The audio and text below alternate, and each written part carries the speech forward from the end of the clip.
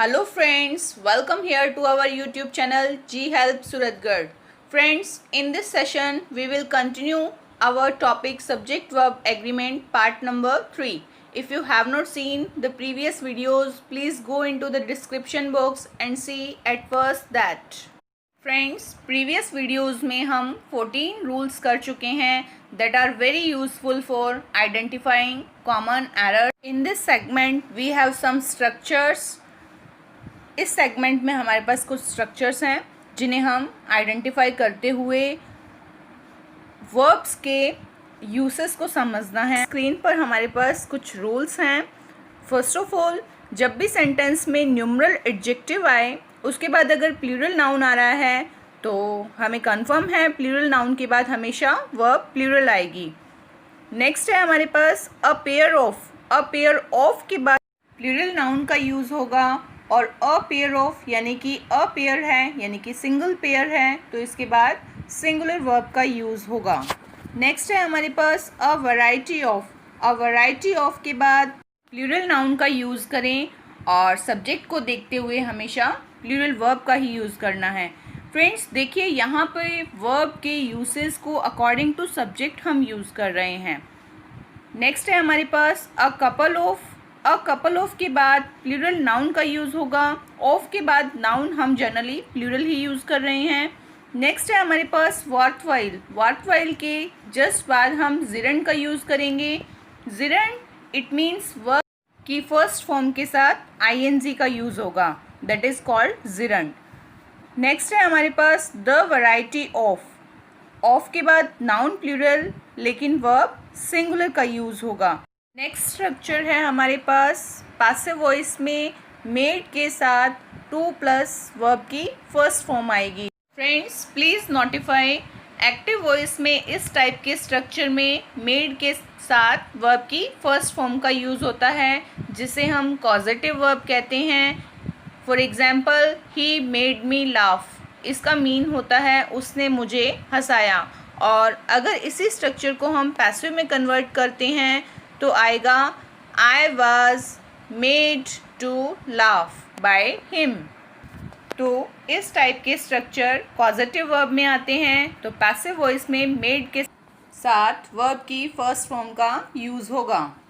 Next है हमारे पास द पीरियड ऑफ. ऑफ के बाद नाउन हमेशा प्लूरल का ही यूज़ कर रहे हैं लेकिन सिंगुलर वर्ब का यूज़ होगा. नेक्स्ट है हमारे पास नो प्लस अनकाउंटेबल नाउन या सिंगुलर नाउन आए तो इसके बाद हमेशा हम सिंगुलर वर्ब का यूज़ करेंगे बिकॉज अनकाउंटेबल नाउन अपने आप में ही सिंगुलर नाउन होती है. नेक्स्ट है हमारे पास वेयर अबाउट्स.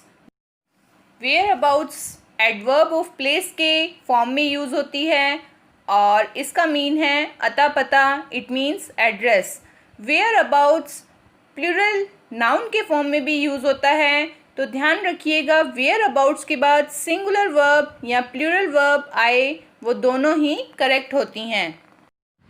नेक्स्ट स्ट्रक्चर है हमारे पास हिज के बाद नाउन का यूज़ करें.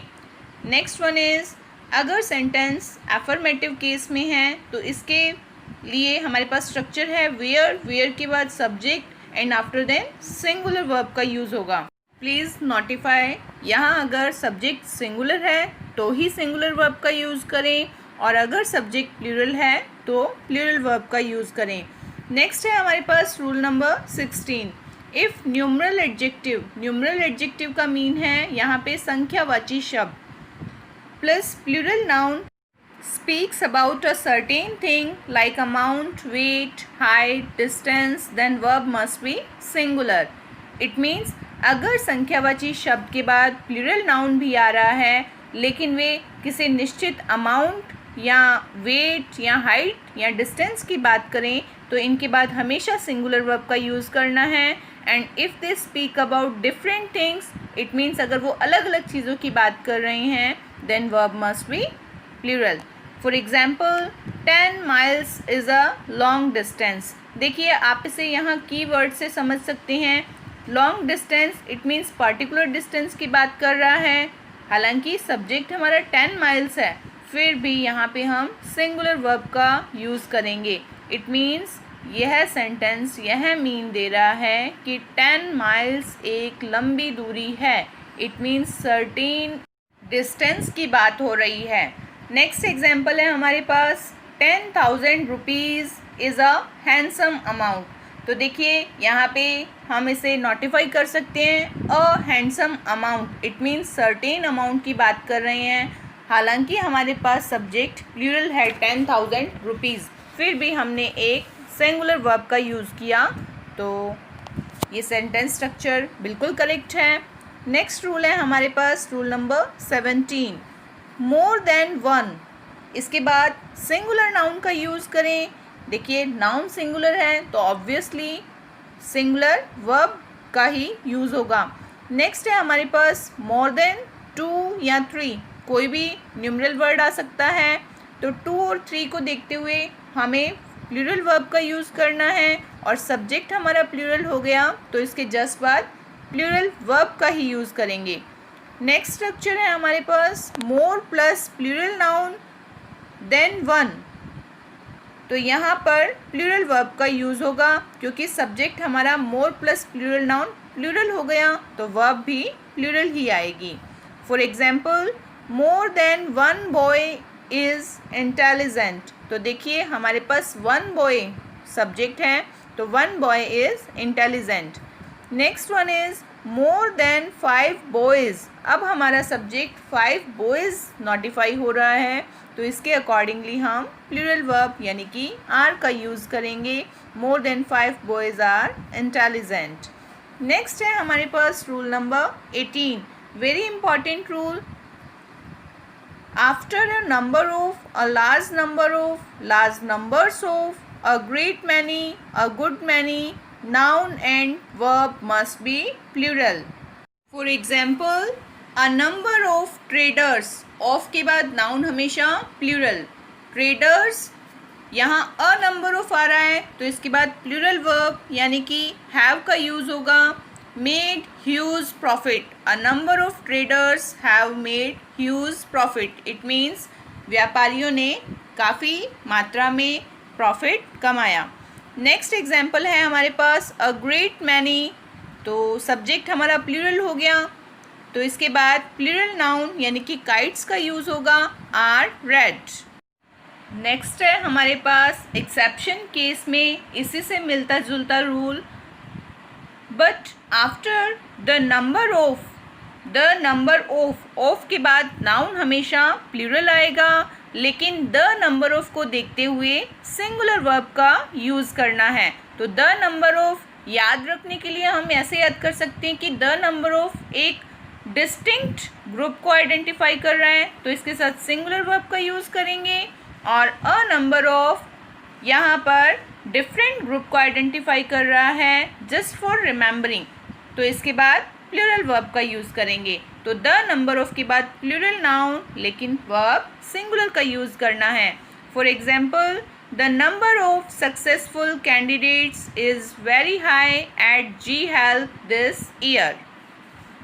नेक्स्ट एग्जाम्पल है हमारे पास the number of boys is playing. तो द नंबर ऑफ को देखते हुए नाउन प्लूरल यानी कि बॉयज़ आएगा और वर्ब सिंगुलर का यूज़ होगा। नेक्स्ट है हमारे पास the use of many and many a. ध्यान दीजिएगा मैनी के साथ अगर ए और एन का यूज़ हो रहा है तो ए और एन को देखते हुए हम सिंगुलर नाउन और सिंगुलर वर्ब का यूज़ करेंगे। ये एक पर्टिकुलर ग्रुप को आइडेंटिफाई कर रहा है। फॉर एग्जाम्पल मैनी अ, तो अ को देखते हुए हमने सिंगुलर नाउन मैन का यूज़ किया। Many a man has tried this. Next example है हमारे पास many a tree is green. लेकिन अगर हमारे पास केवल मैनी का यूज़ हो रहा है तो उसके बाद प्लूरल नाउन और प्लूरल वर्ब का ही यूज़ करते हैं। नेक्स्ट है हमारे पास rule number 19, if it or this is used as subject then verb must be singular. अगर हमारे पास सेंटेंस में सब्जेक्ट के फॉर्म में इट या दिस आता है तो इसके बाद हमेशा सिंगुलर वर्ब का यूज़ करेंगे। For example it is these boys who have come. ध्यान दीजिएगा, इट के अकॉर्डिंग इज़ का यूज़ हुआ और जो हु के बाद हैव का यूज़ हुआ है वो एंटीसीडेंट बॉयज़ के अकॉर्डिंग हुआ है। एंटीसीडेंट का मीन होता है WH वर्ड से पहले आने वाले जो भी नाउन या प्रनाउन होते हैं they are called antecedent. Hindi में इन्हें पूर्वगामी संज्ञा कहा जाता है। नेक्स्ट एग्जाम्पल है हमारे पास, this is the application of these students. तो दिस के बाद हमने सिंगुलर वर्ब इज़ का यूज़ किया। नेक्स्ट हमारे पास है example, it is I. It के बाद इज़ का use, it is I who am to be blamed. तो यहाँ पर इट के अकॉर्डिंग इज़ का यूज़ हुआ और एम एंटीसीडेंट आई के अकॉर्डिंग यूज़ हुआ है। Our next rule is rule number 20। If after 1/3 of 2/3 of 3/4 of the rest of, it means शेष बचा हुआ, a quarter of, it means 1/4, 10% of, 20% of etcetera. अगर ये सब वर्ड्स आते हैं और इनके बाद अगर अनकाउंटेबल नाउन का यूज़ किया जा रहा है then verb will be singular. And if after these words plural noun is used then verb will be plural.